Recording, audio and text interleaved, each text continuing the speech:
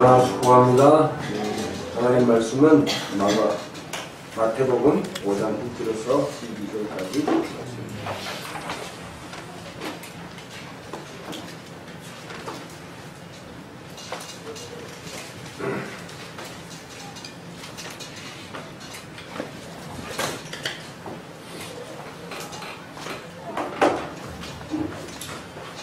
교독합니다. 예수께서 무리를 모시고 산에 올라가 앉으시니 제자들이 나온지라.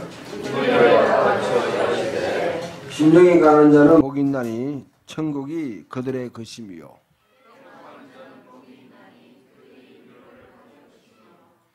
온유한 자는 복이 있나니 그들이 땅을 기업으로 받을 것이며,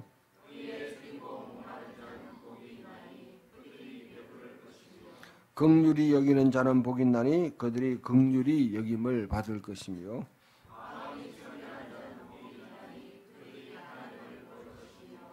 화평하게 하는 자는 복이 있나니 그들이 하나님의 아들이라 일컬음을 받을 것이며,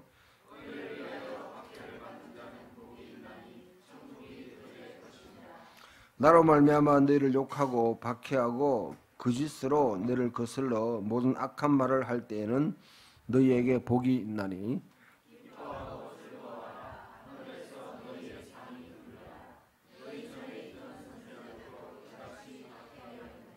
아멘. 네. 예.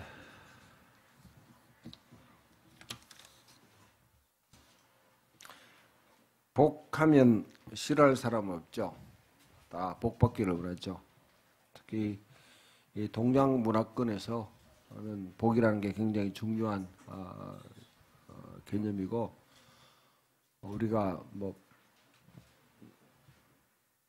흔히 우리 여기 읽는 걸 팔복이라 그렇게 하는데, 오복에 대해서 그것을 누리게 되면 그 사람은 이 땅에 복 있는 사람이다. 우리나라보다 중국 사람들이 복을 그렇게 좋아하더라고요. 복단지. 아무튼 복 많이 받으세요. 앞뒤 좌우로 수람 선포하십시오. 복 많이 받으세요.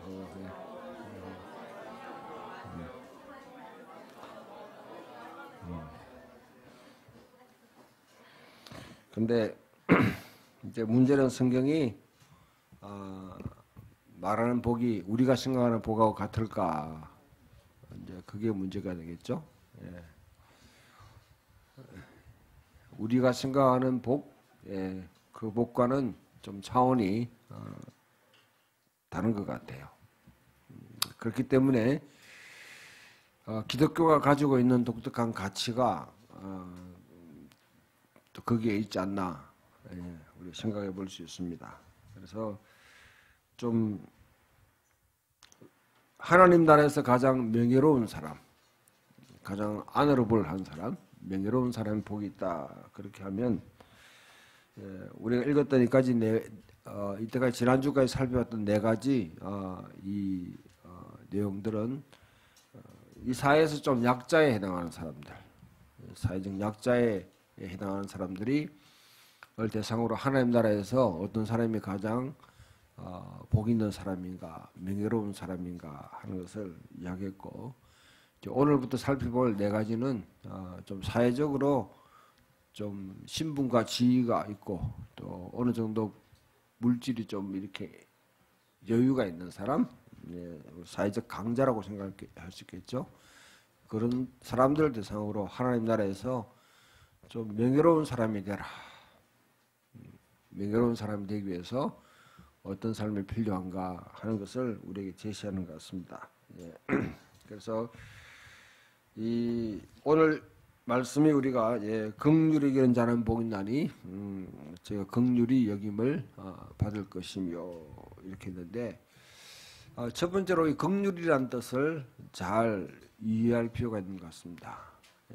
긍휼이라는 단어가 도대체 긍휼이라는 게 뭔가, 긍휼이라는 단어는 우리가 연관되어 있는 것들이 뭐 자비, 불교는 자비의 종교라 그렇게 하잖아요. 자비. 그 다음에 구제, 또 불쌍히 여김, 예, 그 다음에 사랑이라는 단어, 또 같이 연결되는 게 컴패션에서 우리 동정한다, 예, 컴패션이라는 단어도 예, 같이 연결됩니다. 이 모든 단어들, 그 신약에서 이 쓰여진 헬라어 단어는 엘레오스라는 단어인데요. 엘레오스라는 단어인데 이 단어가 구약에서는 어떤 단어를 갖다 번역해 가지고 이제 사용됐는가 하는 걸 찾아보면 여러분 조금 헤세드라는 단어입니다. 헤세드라는 단어는 좀 익히 들어보셨죠? 예. 헤세드라는 단어도 이게 한글로 번역하거나 영어로 번역하기 아주 까다로운 단어입니다. 그러니까 뭐 다른 언어를 우리 번역한다는 게 이게 쉬운 건 아니에요. 쉬운 건 아닌데, 근데 번역 자체가 한계가 있다 하는 것을 인정하고 좀 들으면 되는데 그걸 전혀 모르면 번역 자체를 다 알고 10가지 의미 가운데 한 가지만 딱 추출했는데 그 한 가지가 다인 줄 알고 생각하게 되면 10개의 풍성한 그 의미들을 다 9개를 다 버리고 한 가지만 갖고 있는 거죠. 갖고 있는데 특히 이 헤세드라는 단어는 여러분 이거는 언약 관계를 항상 생각해야 됩니다. 언약 안에서 언약 공동체라. 자, 여러분 교회가 언약 공동체입니까? 아니면 그냥 우리 모여 있는 하나의 개모임과 같은 그런 계약 공동체입니까? 계약 공동체는 자기가 파괴해버리면 돼요. 내 스스로 파괴하고 가면 됩니다. 그러나 언약은 상방이 파괴를 할 때 그 파괴하는 게 의미가 있는 거죠. 예, 그게 이제 부부 관계를 생각해 보면 그렇습니다. 부부가 일방적으로 살다가 내가 싫다 해서 그냥 떠나버리면 그 이혼이 안 되죠. 이혼 성립은 상방이 서로 합의할 때 가능합니다. 또 동의할 때. 예. 하나님과 우리 사이 관계도 마찬가지고요. 하나님과 우리 사이 관계도 마찬가지고 이 부부간의 관계도 마찬가지고요. 예. 그 다음에 우리가 이제 살아볼 국가라는 것도 마찬가지죠. 국가라는 것도 내 스스로 난 국민이 아니다 해가지고 아닌 건 아니죠. 예. 자기가 뭐 군대 업무를 갖다가 이제 거부하고 안 오겠다 하면 유성준과 같이 이 땅에 오지 마라. 그리고 이제 출입이 거부되는 거죠. 그런 경우는 해지가 되는 겁니다. 상방이 서로 이런 관계, 하나님과의 우리 관계, 동시에 교회는 하나님의 백성들은 언약 공동체입니다. 하나님과의 언약에 의해서 뭐냐면 이렇게 이루어지는 관계. 그러니까 관계를 굉장히 중요하게 생각하는 것이죠. 관계가 교회는 목적지향적이 아니고요. 어떤 것을 목적을 위해서 수단을 동원하고 그것을 성취하기 위한 곳이 아니라 교회는 하나의 1차적으로는 관계가 중심입니다. 이 관계의 가장 중요한 것은 뭐냐면 상호 책임지는 겁니다. 언약이라는 말은 상호 책임지는 겁니다. 부부관계는 상호 책임지는 거죠. 부자관계, 부모와 자식 관계도 마찬가지죠. 예, 부모가 뭐냐면 말 안 듣는다고 이 자식 호적에서 빼버린다 해가지고 빼지는 게 아니죠. 예. 아들이 아버지가 싫어가지고 나는 뭐 네 아버지를 안 모신다 하고 나가버린다 해가지고 되는 게 아니죠. 늘 붙어있는 게 불효자는 웁니다 하는 말, 예, 늘 뭐. 그러니까 그 마음이 늘 새겨지는 거죠. 예, 그러니까 부모 자식 관계도 결국은 언약 공동체죠. 태어나면서부터 이런 관계 서로 책임지게 됐어요. 상호 책임을 진다. 오늘날 교회가 가장 이제 결핍된 게 뭐냐? 저는 쭉 보면서 여러 가지 뭐 우리가 여러 가지 지금 막 그 한국 교회가 왜 이렇게 됐나 하는 점에 대해서 굉장히 많은 뭐 이야기도 있고 또 대안도 있고 문제점을 분석하고 진단하고 또 처방하는 여러 가지 논의들이 있습니다만은 저는 가장 심각한 게 이게 언약 공동체로서 우리 상호 책임에 대한 의식 자체가 전혀 없는 그냥 왔다가 지 마음에 떠나버리는 거죠. 좋으면 모이는 거예요. 설교 좋고 시설 좋고 다른 인맥 좋고 얻을 것 있으면 그냥 모여야 되는 거죠. 싫으면 떠나버려요. 각각 책임 안 지는 거죠. 이게 교회라는 게 이게 문제구나. 그러니까 한쪽에는 막 대형화 막 돼요. 대형화되는 교회. 저는 뭐 대형 교회에 대해서 무조건 뭐 정죄하고 싶은 마음은 없습니다. 그러나 대형 교회가 교회 나름대로의 어떤 그 정체성이나 가치를 구현해낸다면 얼마나 가능하겠죠. 가능하는데 그게 힘든 거죠. 힘든 거죠. 상호 책임이란 게 없잖아요. 상호 책임이라는 게. 예. 근데 왜 작은 교회가 작아야 되냐면 저는 서로가 뭐냐면 상호 책임을 할 수 있는, 질 수 있는 것. 예. 그 단계까지 나가야 되는데 IMF 이후에 한국 교회가 상당히 이제 여러 가지 재편되고 어려운 가운데 있다가 요즘 들어가지고 첫 번째 나왔던 모델들이 카페 교회라는 데 가지고 미셔널 처치라는 한 개념이 등장하면서 교회가 카페 건데 모여서 이렇게 하면서 또 비즈니스도 하면서 수익 구조도 만들면서 그렇게 모이는 것 이렇게 했는데 그 카페 교회들은 제가 알기로는 지금 거의 80%는 다 문 닫았어요. 한때 붐으로 막 열렸다가 다 80% 이상이 문 닫았습니다. 이유는 여러 가지 있습니다만 하여튼 문 닫았어요. 문 닫았어요. 두 번째로 놓은 대안들이 그렇게 하다 보니까 이것 가지고는 안 되겠구나. 그 다음에 이제 결국 놓는 대안이 공동체 교회. 공동체로서 서로 지향하면서 생활 공동체, 서로 교육이나 다른 공동체를 또 하면서 상호 책임지는 훈련을 하지 않는 공동체는 이거 무의미하다. 그런 측면에서 우리 황 목사님이 몸담고 있었던 발건놀이 이 공동체 교회 운동인데 아주 저 한국 교회에 아주 실질적이고 좋은 대안을 마련해 주는 것 같아요. 제가 말씀드린 거는 뭐 우리도 공동체 교회로 가자 이 말을 하는데 또 여러분 뭐 가슴 서른 낼 필요 없습니다. 예. 아무튼 그건 여러분들이 생각을 또 하고 나눠야 될 게 어떤 교회가 어떤 방향으로 가는 게 가장 좋은가 늘 고민을 해야 될 상황이라면 저희는 교회는 상호 책임을 져요. 멤버들 가운데 구성 가운데 상호 책임을 지지 않고 단맛만 싹 빨아먹고 가는 사람도 있고요.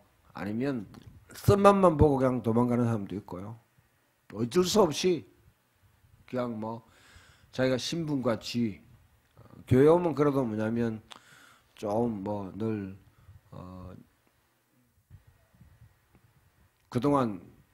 그동안 이렇게 투자했던 것들이 있으니까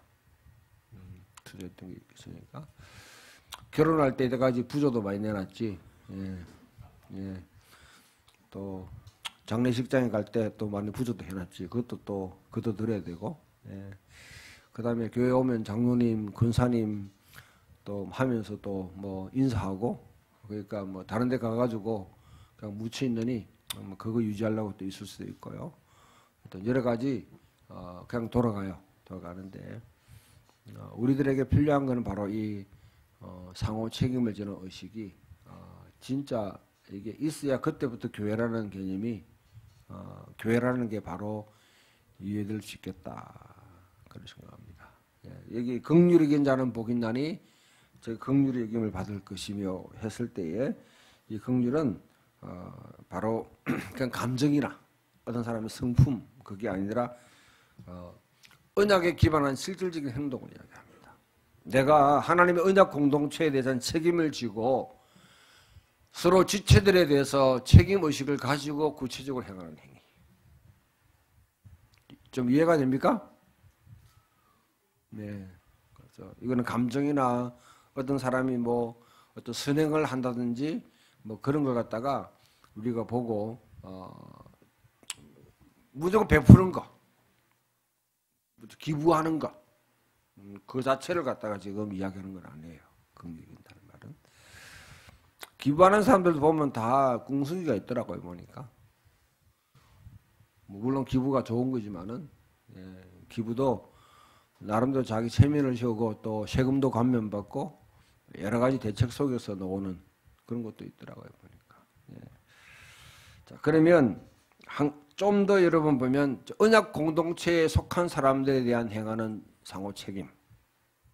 언약 공동체 내에 속해 있는 사람들에 대한 상호 책임이다 할 때 우리가 앞을 딱 보면 한 가지 우리가 예를 딱 들 수가 있죠. 예수님 앞에 시리아 페니키아계 여인이 찾아옵니다. 시리아 페니키아계, 그 수로보니게라는 말이죠. 그 수로보니게를 풀면 시리아 페니키아계 여인입니다. 왔는데 자기 아이가 지금 막 죽을 상황에 있으니까 예수님에게 가서 예수님 좀 고쳐달라고 부탁하니까 예수님이 딱 잡아떼고 거절했어요. 나는 이스라엘의 잃어버린 자를 위해서 왔지 누구 어떤 개를 위해서 온 건 아니다. 아주 좀 심한 말을 하는 거죠.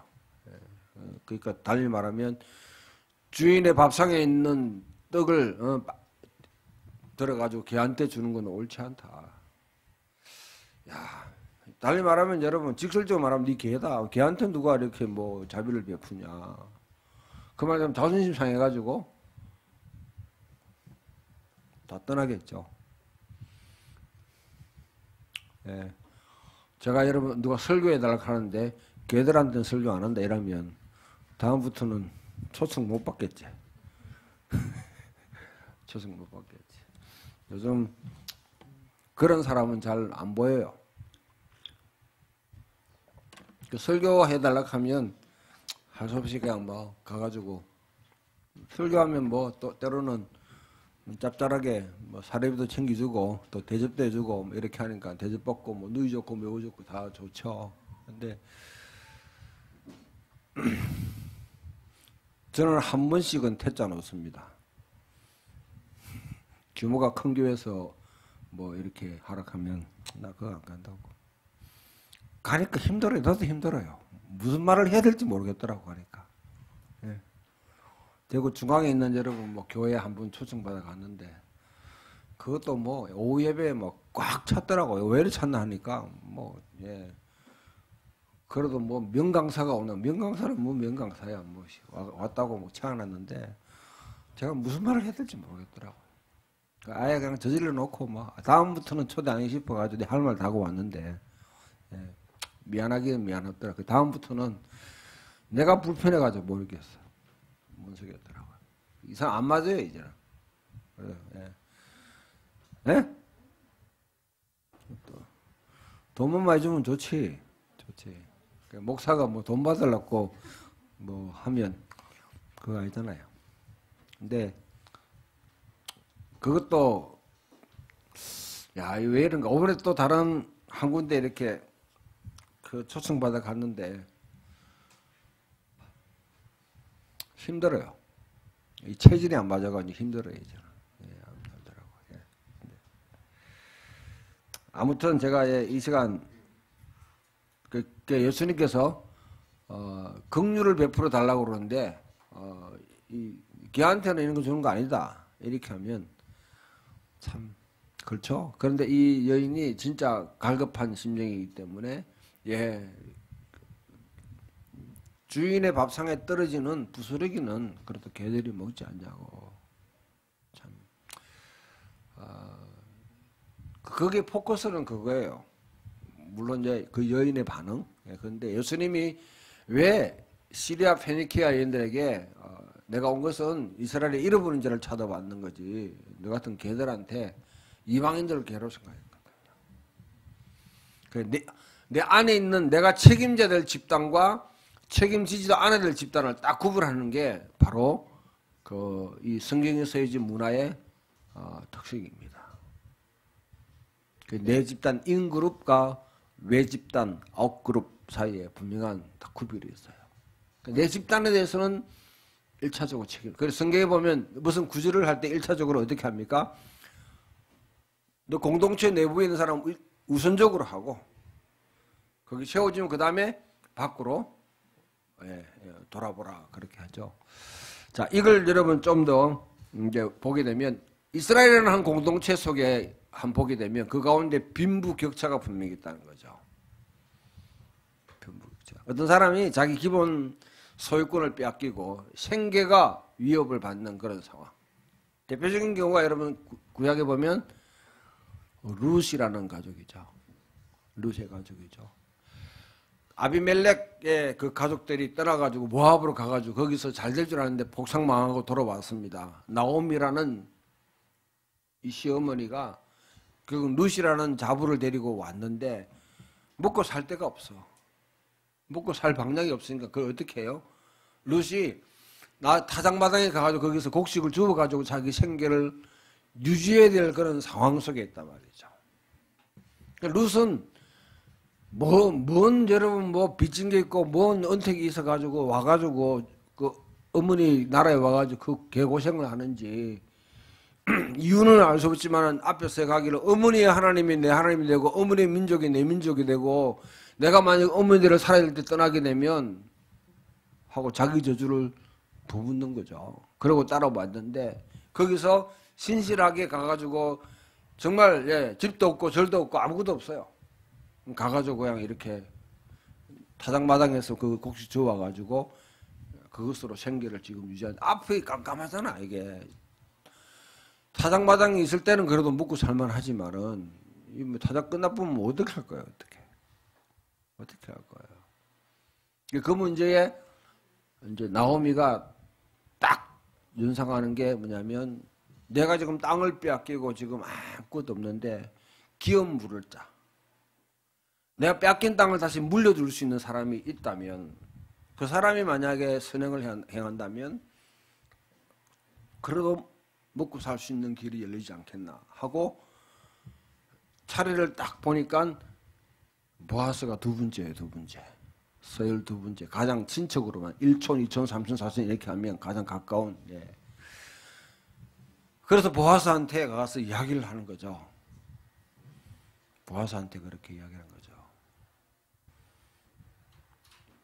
보아스가 보니까 자기 앞에 있는 사람이 있는데 앞에 사람이 만약에 거절하면 내가 이걸 하겠다. 앞에 사람은 제 우선순위에 있는 사람이 그걸 갖다 받아들이기 쉽지 않아요. 왜냐하면 가만히 사는데 어디 돌아와가지고 땅이 없으니까 땅을 대신 좀 빚을 갚아달라고 하는 건데 자기 재산에 손해가 생기잖아요. 나 못하겠다. 공식적으로 선언을 합니다. 그러면 구약에 나타나는 법률이면 사실은 뭐냐면요. 신발을 들고 뭐냐면 뺨을 때려야 돼요. 그 말은 공동체가 저주를 내리는 거예요. 이 공동체에 대한 상호 책임이 없는 인간 이건. 아주 그냥 모욕을 주는 거죠. 뺨을 때리는 거죠. 실질적으로 뺨 때리는 게 아니고 신발을 툭 던져버립니다. 이 말은 저주에 대한 표시예요. 그러니까 그 다음에 보아스가 어떻게 합니까? 자기 차례에 자기 신실하게 기업 물을 자로서의 행동을 하는 거죠. 고엘. 그러니까 나오미의 잃어버린 땅도 회복하는 사람 되고 그 다음에 그 가게에 뭡니까? 자식이 대가 끊어졌으니까 대를 이어갈 수 있는 그 길을 책임을 지는 겁니다. 이게 바로 상호 책임.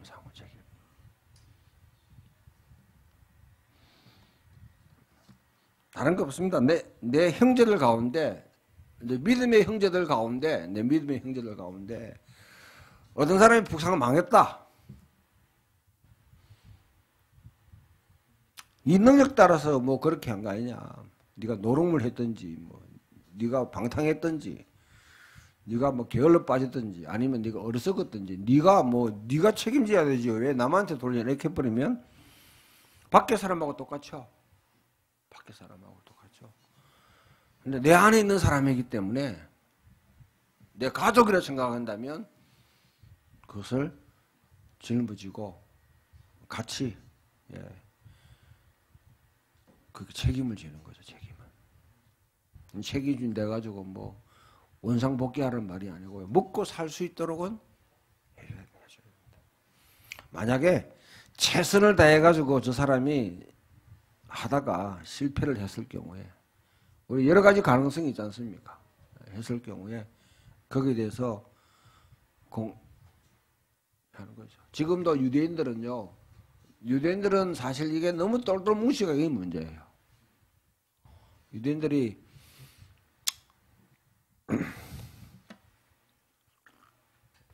제가 6년간 영국에서 유학을 하면서 유대인 학자들 참 많이 만납니다. 유대인 학자들. 유대인들은 조금만 재능이 있으면 공동체가 책임지고 그 사람을 키워줘요. 여러분 예술가 가운데 유대인들이 많잖아요. 그죠? 유대인들 자체가 갖고 있는 펀드가 이 기금이 많습니다. 끝까지 밀어줘요. 끝까지 성공하도록. 장학금도 많고요. 장학금 이후에 어느 정도 학위를 받고 나면 연구할 수 있도록 그 다음에 자기 교수를 할 수 있도록 하는 이 자금들이 끝까지 밀어줘요. 그러니까 유대인들은 돈 걱정하지 않고 뭐냐면 학문 활동을 할 수 있는 거예요. 학문 활동. 그러니까 책도 막 내요. 보면. 팔리든 안 팔리든 막 내요. 이 책 누가 사보나 하는데 이거 어디서 나오냐면 전부 다 유대인들이 이때까지 확 모아놨던 그 기금에서 다 이런 거는 가치가 있는 것은 그냥 이렇게 내주는 거죠. 내주는 거죠. 끝까지 책임져요. 만약에 여러분 자기 이 공동체 내에 들어와가지고 어떤 사람이 망했다면 돌아가면서 끝까지 책임져가 다시 일어설 수 있도록 해줍니다. 유대인들은 너무 자기들 종족만 중심으로 그렇게 하니까 이제 문제인데 부럽더라고요. 여러분 우리 밖에 나가면 한국도 뭐 동양의 유대인이라 하는데 아니요. 택도 없는 소리 하지 마십시오. 살아가는 거는 여러분 뭐 똥치고 뭐냐면 처소하고 청소하고 이런 거는 맨 처음에 하는 거 이거는 유대인 닮았어요. 그런데 성공하면 전부 다 직급이 해가지고 살아가지 남 돌보지 않아요 우리는. 그런데 유대인들은 자기가 어느 정도 묵고 살만하면 그때 사회적 책임을 집니다. 왜? 누구의 도움을 받았기 때문에. 도움을 받았기 때문에 책임을 져요.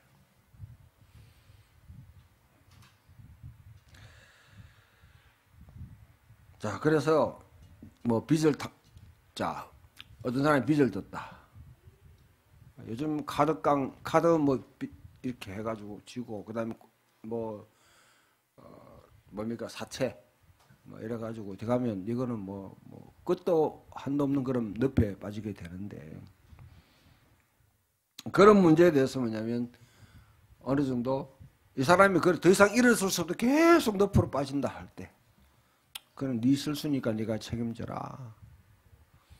뭐 그러고 내버려 두는 것이 아니라 공동체가 서로 책임을 어느 정도 그 문제를 해결해 주는 거죠. 그렇다고 해서 무한적으로 그런 걸 갖다가 나름대로 원칙이 있습니다만은 그다음에 고통받는 사람들 정말 궁핍한 사람들 예수님께서 가실 때 이렇게 이야기하잖아요. 보면 그 어떤 병 들린 사람이 와가지고 다 하니까 예수님 사실은 병자 고치는 걸 좋아하시는 분은 아닙니다. 가능한 한 피해 다녔어요. 네? 가능한 피해 다녔는데 왜냐하면 병자 고치고 하는 게 그게 쉬운 일이 아니잖아요. 그런데 예수님이 표현이 불쌍히 여기시더라. 불쌍히 문둥병 걸린 사람들. 그 평생 여러 번 지고 가는 그 삶의 그걸 불쌍히 불쌍히 여긴다는 말은 스플랑기조마이라는 이 단어인데요. 이거는 뭐냐면 애간장탄다는 말이에요. 그러니까 내 속에 뭐냐 이게 간이 이게 뭐니까 창자가 배고픈 사람 보면 창자가 구두구두거리는 거야. 아픈 사람 보면 내 속에 뭐냐면 이 내장이 꿈틀꿈틀거리는 거야. 여기서 나오는 단어가 뭐냐, 여러분 우리가 단장에 위아래 고개라는 게 바로 여기서 나옵니다. 님을 떠나보내고 나니까 단장, 창자가 끊어졌다. 혹시 차이 보고 났는데 창자가 끊어진 분 계세요?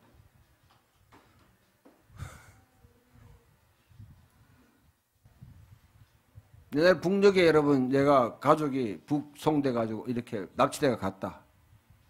더 이상 어떻게 찾아올 수도 없는 상황 되면 그렇잖아요. 전쟁이나 아니면 다른 것 때문에. 이 예는 제가 한 번씩 말씀드립니다만은 삼국지에 나오는 내용입니다. 조조의 부하들이 원숭이 새끼를 잡아가지고 끌고 가다가 뒤에 어미가 계속 눈물 흘리면서 깽깽거리고 오는 거야. 끝까지 따라오는데 이 조조의 부하들이 어떻게 하냐면 강을 갖다 배를 타고 건너버렸어. 강을 이 새끼 원숭이를 데리고 강을 건너버리니까 어미가 더 따라올 할 수 없잖아요. 그날 푹석 주저는 죽어버렸어요. 그 조조의 그 병사들이 갔다가 돌아오는 길에 어미가 죽었으니까 어미가 왜 죽었나 배를 갈라보니까 창자가 다 끊어졌다는 거예요. 그게 단장입니다. 단장이에요. 우리가 예수님의 깨달음은 뭐냐면 배고픈 사람, 그 다음에 아픈 사람들. 특히 여러분 이 문둥병과 같은 경우는 이거는 천벌이라 하 천벌. 예? 천벌이라는 요즘은 고대사회는 웬만한 피부병은 다 그냥 문둥병으로 분류했거든요. 고칠 수 없으니까. 예? 그런 병들 걸려가지고 치유할 수 없는 상황 속에 있을 때에 주님이 보고 병 걸린 것 자체가 아픈 것들다 이건 아픈 것과 동시에 사회적으로 그 사람은 완전히 뭐냐면 격리 대상이 되어버립니다. 자기 가족과 어울릴 수 없는 사람이에요. 문둥병 걸리게 되면 격리 생활을 안 하면요. 누가 다가오면 돌을 던지면서 하면 과암 질러야 돼요. 나는 문둥병 환자라고 과암 질러야 돼. 안 그러면 그렇게 소리 안 지르는데 문둥병자가 보이면 돌로 쳐주기도 괜찮아요. 그런 사회. 우리 한국 사회도 사실은 이 문둥병 환자에 대해서 그렇게 했잖아요. 지금 소록도 가 있는 사람이나 곳곳에 여러분 대구도 마찬가지고 이렇게 격리 생활 해가지고 다 집단 속에 그 했잖아요. 자기 가족들하고 떨어지게 만들었잖아요. 그 생활이 사실 아픈 것보다 또 물론 아픈 것도 그렇지만은 그게 한 인간의 인격이나 삶을 완전히 파괴시킨 거기 때문에 주님은 거기에 대해서 정말 불쌍히 여기고 고쳐주시는 거죠. 예수님이 여러분 가는 곳곳마다 병자 고치려고 오신 분 아닙니다. 가능한 한 병자 막 몰려오면 도망가 버렸어요. 예수님 복음을 전하러 왔는데 잘못하면 귀신 쫓아내고 병자 고치다가 그냥 다 보내면 안 되잖아. 응? 그는 불쌍히 여기는 마음들. 내가 살아가면서 내 주위에 있는 이웃들 1차적으로 여러분 중요한 거는 이제 내 가족입니다. 가족에 대한 책임을 져야 돼요. 하나님께서 그 가족 가운데 태어나게 하신 것은 뭐 그건 운명이라고 이렇게 해요. 운명이죠. 가족에 대한 상호 책임을 지지 않고 뭐 밖에 뭐 선교한다든지 그거는 잘못된 거죠. 내 가족에 대한 책임. 두 번째 믿음의 형제들 가보면 새롭게 형성된 이 관계 속에 있는 우리 가족들, 믿음의 형제, 내가 속해 있는 교회 속에 오른 사람들. 너무 이제 여기에만 또 집착하다 보면 우리끼리만 좋아질 수 있는데 이제 또 밖을 봐야 되죠. 같이 볼 수 있는 눈이 필요한데 거기에 대해서 같은 믿음의 형제들 사이에 만약에 얼음이 있는 사람이 있다고 그러면 어떻게 하냐. 자, 만약에 여러분 이스라엘 사이에 가난한 자가 있고 굶어 죽는 사람이 있다. 누구 책임입니까?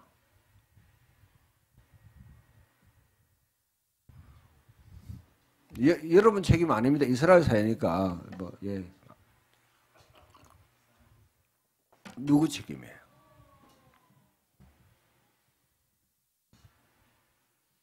하나님 책임이지. 하나님 욕 들어먹어야죠. 이스라엘을 다스리는 분이 하나님이신데 하나님이 통치를 잘못한 거 아니에요? 그러니까 하나님의 이스라엘 하나님의 언약 백성 사이에 그런 일이 있다고는 사실은 그건 하나님 욕비는 상황이란 말이죠. 거기에 대한 책임의식을 느낄 수 있어야 되죠. 그런데 하나님은 그 권리를 누구한테 위임했습니까? 이스라엘의 제사장들이나 다스리는 사람들 위임했는데 그 사람 돌보지 않으면 그 사람들 책임이죠. 책임입니다. 자, 지금 돌아가지고 여러분 이 교회라는 공동체 이렇게 믿음 생활하는 데 있어가지고 우리나라 사회에 누가 이렇게 굶어 죽는 상황에 자, 강남에 여러분 한 세 모녀가 결국은 새빵살이 하면서 살지 못해가지고 연탄불로 자살해 죽었다. 얼마 떨어지지 않는 교회는 여러분 뭐 2,700억 들여가지고 교회를 갖다 휘황찬란하게 서울에 랜드마크를 만든다고 여러분 교회 지었다. 누구 책임이에요? 교인도 아니지. 교인도 아니지. 아무 관계 없는 것 같지만은 그 두 개를 딱 여러분 이렇게 대조해 보면 하나님이 물으시죠. 네 아우가 어딨냐고요. 네 아우가 어딨냐. 내가 아우를 지키는 자이니까. 뭐 되게 그렇게 뻔뻔스럽게 이야기 할 수 있잖아요. 가인과 아벨의 이야기를 여러분들이 그냥 딴 사람 이야기 아니라 항상 우리 일상 속에서 일어날 수 있는 문제들입니다. 그래서 강남에 그 세 모녀가 죽은 거는 국가 책임이죠. 국가가 안 돌보죠. 물론 하면 여러분 뭐 책임 따지면 뭐 이것도 뭐 좀 그렇습니다만은 그 가족들이 가장 큰 책임이고 1차적으로는 그죠? 어떤 관계에 있었는지. 그러나 그 사회 돌보는 시민사회에 여러분 이 국가 기관 자체가 제대로 운영되지 않는 것도 있지만 그러나 교회라는 게 여러분 있다고 그러면 교회가 그 이웃들을 돌아볼 책임이 있는 거죠. 제가 목회하면서 가장 참 힘든 부분이 지금은 뭐 누가 우울증 걸리가 자살을 했다. 우울증 걸려 자살했다. 너무 가슴이 아프더라고요. 사실은 그거는 꼭 나한테 책임을 지는 것 같아. 나한테 책임을 지는 것 같아요. 제 공동체에 속한 사람이 아니라 할지라도 내 주변 이웃에서 그게 일났다고 그러면 그런 좀 아파하는 마음. 아파하는 마음. 그 마음이 우리에게 필요한 거 아닙니까? 성경의 실리를 보면 이제 마태복음 9장 13절에 이렇게 이야기해요. 예수님께서 나는 긍휼을 원하고 제사를 원하지 않는다. 이 호세아 여러분 6장 6절을 갖다 인용한 건데 예수님이 자주 이 말씀을 인용해요. 나는 긍휼을 원하고 제사를 원하지 않는다. 좀 더 여러분 찾아가 보면 미가서 6장 자주 언급하는 말이 내가 수양의 기름으로 무엇으로 하나님께 제사를 드릴까? 어떻게 제사를 드리면 하나님이 기뻐하실까? 가장 살찐 송아지 아니면 가장 고운 여러분 송아지를 드리면 하나님 기뻐하실까? 아니면 내 아들을 갖다 하나님께 드리면 기뻐하실까? 나시린 선언하는 거죠. 하면 좋아하실까? 사람아 하나님이 네가 원하는 게 무엇인가 분명히 보이셨는데 뭡니까? 오직 정의를 행하고 두 번째 그 다음에 구제 긍휼을 행하고 그 다음에 하나님과 동행한 것이 아니냐.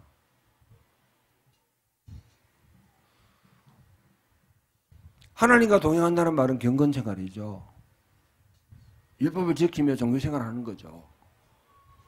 그러나 이것보다 더 중요한 것은 이 사회가 정의로운 사회가 되는지에 대해서 분명히 살펴봐야 되고 그 정의로운 사회에 보호를 받지 못하는 사람들이, 연약한 사람이 있으면 그 사람들 돌아보는 긍휼이 그 다음에 2차적이고 그 다음에 와서 제사 드리라는 거예요. 좋은 제사 하나님이 원하는 것도 아닙니다. 이사야 1장에 보면 예수님, 하나님께서 아주 신랄하게 여러분 공격합니다. 너희가 이때까지 제사 드리는 거 나를 위해서 드리는 거냐? 너희가 금식을 하고 그 다음에 성일을 지키고 안식을 지키고 절기 다 지키는데 나를 위해서는 나는 하나님이 뭐냐면 나는 실증난다. 우리 아까 강사님 앞에 설교할 때 뭐 아벨하고 고기 밥 하나님 고기를 내가 아벨 받아 농담입니다만은 하나님 앞에 하나님이 여러분 뭐 등심 먹고 싶어 가지고 여러분 어디 뭐 고기를 갖다가 소고기 바치라고 그렇게 하는 거 아니잖아요. 이사야 6장 1장에 보면 나 그 냄새에 실증나다. 그럼 여러분 교회에서 여러분 예배 드리는데 예배 드리는데 어떤 집단은 뭐 24시간 동안 예배 드린다 하더라고.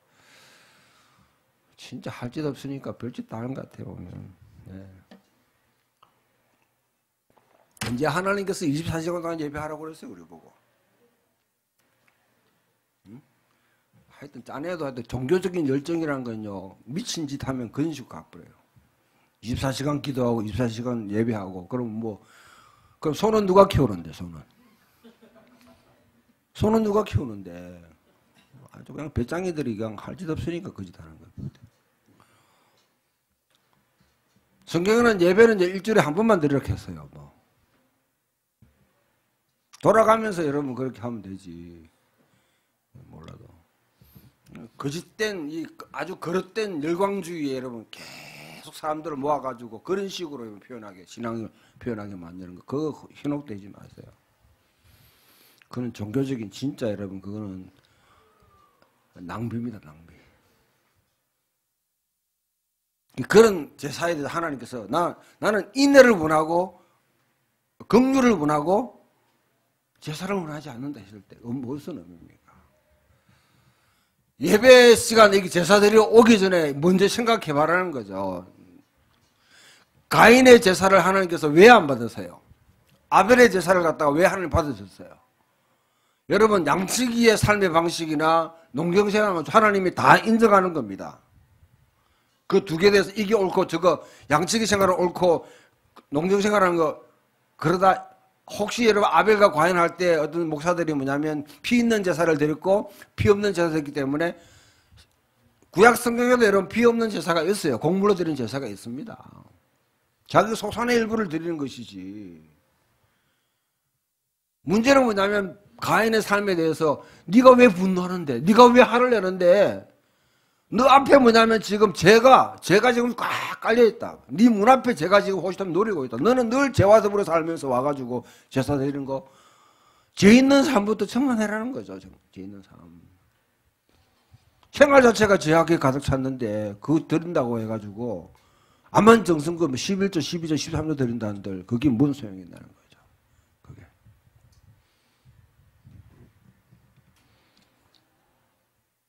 달리 말하면 여러분들 직장 생활하는 사람이 자기 직원들한테 임금 제대로 안 주고 임금 착취하고 뭐냐면 제대로 노력의 대가 주지도 않고 그 여러분 많이 남았다고 11조 많이 낸다고 하나님 기뻐하시느냐? 땡 아니다는 거죠. 남한테 줄 거 여러분 이렇게 줄 거 다 떼먹어버리고 아니면 부정령한 방법으로 다 축제해놓고 그까 하나님 앞에 와가지고 11조, 2조, 3조 드린다고 그게 축복. 철저하게 미국 스타일의 여러분 축복입니다. 록펠러가 바로 그거죠. 그 케이스죠. 10에 2조, 10에 3조, 10에 4조 했지만 사실 미국 가니까 록펠러는 아주 악한 기업의 대표적인 사람들이라고. 교회에서는 11조로 유명해가지고 여러분 저도 뭐 설교하고 인용했는데 낯짝이 확 부끄럽더라고요. 이 사람들 보는 시각이 다르고 11조 강조하면 록펠러는 아주 그냥 훌륭한 신자예요. 아 그래 이게 11조 많이 하는 게 중요한 게 아니다. 중요한 게 교회 헌금 많이 하고 여러분 솔직히 여러분 한국의 중요한 기업가들 교회 세운다고 헌금했던 많은 사람들이요. 그 사회에는 자기 직원들한테 존경받는 사람 별로 없습니다. 다른 사람 믿지 말고 내가 지금 드리는 헌금에도 마찬가지예요. 교회 헌금 많이 드리는 게 중요한 게 아니고 내 생활 자체가 남한테 피해를 주지 않고, 피해를 주지 않고 좀 필요한 사람이 있으면 여러분 그냥 이렇게 좋아요. 여러분 뭐 남한테 그 사고 났다 해가지고 보상금 받는다고 막 악을 써가면서 막 빚게 들고 해가지고 더 받아가지고 너무 사악해, 너무 사악해, 너무 사악해. 그 사람도 먹고 살아야 될 거 아니에요. 살아야 될 거 아니에요. 좀 생활하면서 우리 예수 믿는 사람들이 좀 이런 뭐 저는 하나님 이야기하는 거예요. 내가 오늘 했는지 뭐 잘못했는지 그건 잘 모르겠어요. 잘 모르겠어요. 나 여러분 적어도 똑 수준도가 돼가지고 돈만 보면 뭐 한정하는 그리스도인이라는 이 말은 안 들어야 될 거 아니에요. 돈만 보면. 여기 보면 사바는 분도 예수 믿는 사람한테 많이 당했지. 박사장님. 네? 네. 그래 뭐 이야기 안 해도 뭐 많이 당했다. 오래 한 사람도 보면 네. 적어도 장로라는 거 안수사는 말 하지 말지. 아직 안 하고 그냥 하지. 네? 우리 김 사장님도 아주 막 속이 부글부글하죠, 막. 부글부글하지. 아예 그냥 여러분 맨심할 때는 뭐 교회 집사다 아니면 장로다 검사다 이런 말 안 하고 그냥 하지. 예수 믿고 예수 이름으로 그냥 그와 같이 악한 일을 행하니까. 예.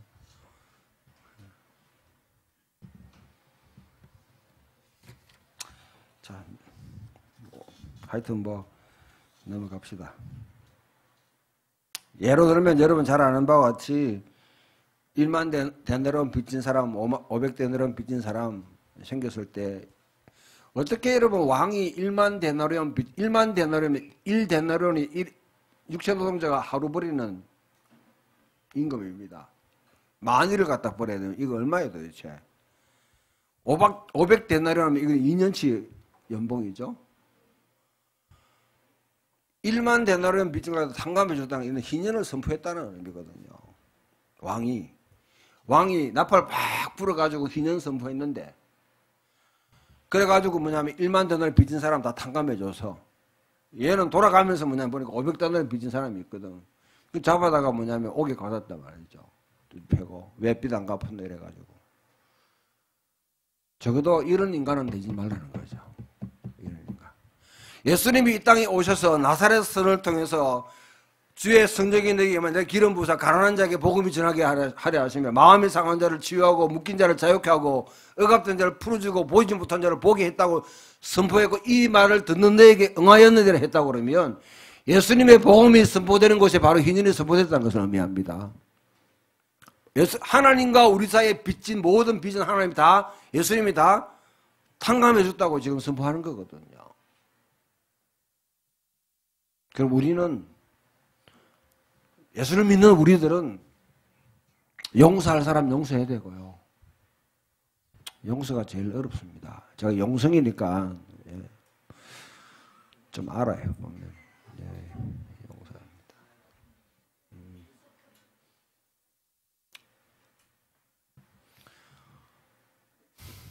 그 다음에 빚도 갚을 수 없는 사람한테는 빚 계속 재촉하는 거 아닙니다. 갚을 수 없는 사람한테. 그렇게 해라는 거죠. 주기도문 늘 외우잖아요. 주기도문. 마태복음 원문에 이래요. 우리가 우리 죄를 사하여 준 것 같이 우리 죄를 사하여 주옵소서 이렇게 되면 실제로 원문은요. 마태복음 원문은 우리가 우리의 빚진 자에게 빚을 탕감해 준 것 같이 우리의 빚을 탕감해 주옵소서. 원래 원어가 그 뜻입니다. 그리고 난 뒤에 부연해가지고 더 설명하잖아요. 빚을 탕감해 주라고. 죄를 용서해 주라고. 선한 사마리아인의 비유가 한 번 더 생각해 봅시다. 어떻게 영생을 얻겠습니까? 영생이랑 하나님의 통치를 어떻게 받겠습니까? 하고 왔는데 뭐 했냐? 율법 지켜라. 다 지켰습니다. 그래 니한테 2% 부족한 거 있다. 뭔데요? 있는 재산 다 있는 거 다 나눠줘라. 가난하게.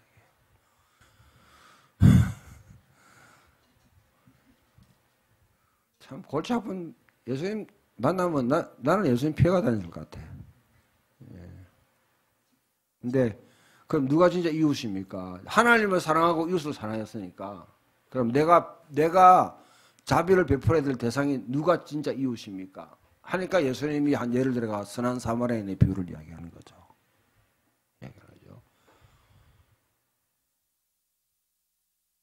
대상이 누구냐? 이번에 여러분 예멘 사람들이 왔는데